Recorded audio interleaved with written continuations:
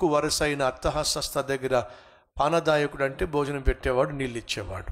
నెహెమ్యా ఒకరోజు చాలా డల్గా ఉన్నప్పుడు, నెహెమ్యా ఏమి డల్గా ఉన్నావు ఏమిటి?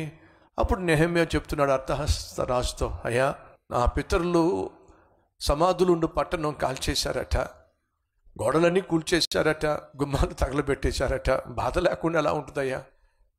నెహెమ్యా ఏం చెప్పాలనుకుంటున్నావు నువ్వు?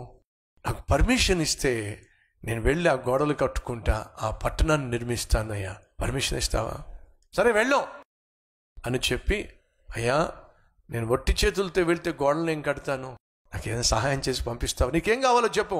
కలప కావాలి, ద్వారబంధాలకి ఇవన్నీ నాకు కావాలి. సరే తాకీదు రాసిస్తున్నా, నీకేం కావాలో తీసుకెళ్ళు. అద్భుతం అండి.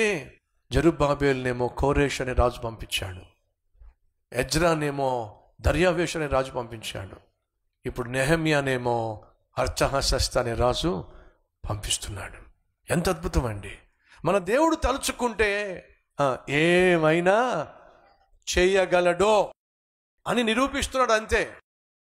ఇప్పుడు అర్తహషస్త అనే రాజు నెహెమ్యాను గవర్నర్గా ఏర్పరచుకొని, అఫ్కోర్స్ జెరుబ్బాబెలు కూడా గవర్నర్గానే వచ్చాడు, అతను ఒక అధికారిగానే పంపించాడు, లేకపోతే ఎవడో మాట వినడని చెప్పి.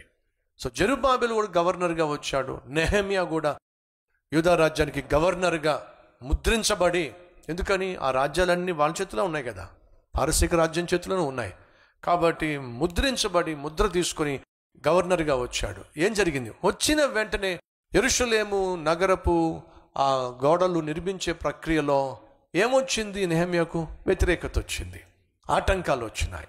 సహోదరి సహోదరులు, నెహెమ్యా బహుధైర్యం కలిగిన వ్యక్తి.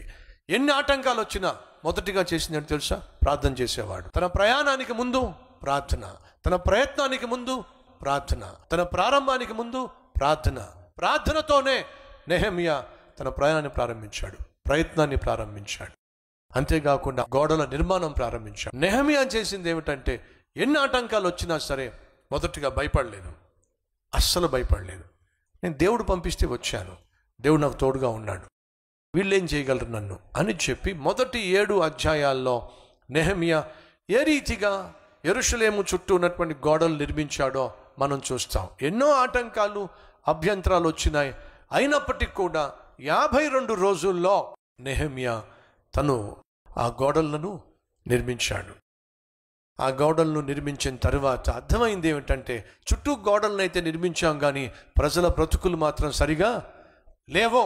కాబట్టి ప్రజల బ్రతుకులు నిర్మించాలి అంటే, పాపంలో జీవిస్తున్న, పాపానికి దాసోహమైన ఈ ప్రజల జీవితం నిర్మించబడాలి అంటే ఒక్క వాక్యము మాత్రమే ఆధారం అని చెప్పి నెహెమ్యా ఏం చేశాడో తెలుసా? ఎజ్రాని పిలిపించాడు. ఎజ్రా రా, నేను చేయాల్సింది నేను చేసేసాను, యెరూషలేము చుట్టూ ప్రాకారం నిర్మించేశాను, ఇప్పుడు నువ్వు చేయాల్సింది నువ్వు చేయాలి. నన్నేం చేయమంటావు? ప్రజల జీవితాలను నిర్మించాలి. ఎలా నిర్మించాలి? దేవుని వాక్యముతోనే ప్రజల జీవితాలు నిర్మించబడతాయి. ఎజ్రా, నీ చేతుల్లోనికి వాక్యం తీసుకో. వాక్యాన్నే ప్రజలకు బోధింపచేశాడు. ఫలితము ప్రజల్లో పశ్చాత్తాపం వచ్చింది. కానీ ఆ పశ్చాత్తాపం కొంతకాలమే. మళ్ళీ మనుషులు కుక్కతాక వంకరలాగా మళ్ళీ